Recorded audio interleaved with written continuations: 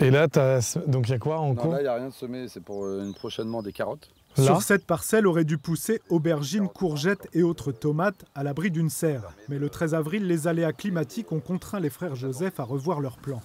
Il a plus 30 mm à peu près, pendant 10 jours avant. Et le soir du 13 au 14, il y a dû avoir beaucoup de vent. Et on a eu une mini tornade qui a dû se prendre un petit peu sous la serre. Elle a fait bouger toute la structure.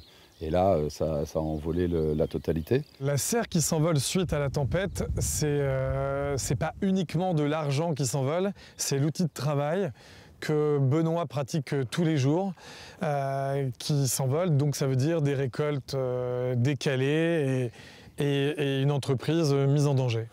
À la retraite de leurs parents en 2018, Sébastien et Benoît Joseph reprennent l'exploitation familiale et décident d'en diversifier la production.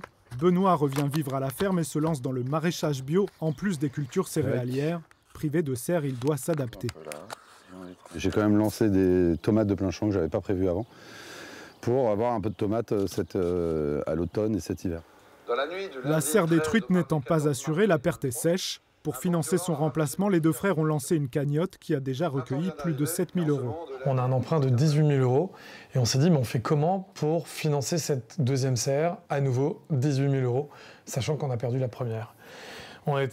Donc on a appelé notre banque pour faire une simulation d'emprunt, donc on attend le retour de la banque.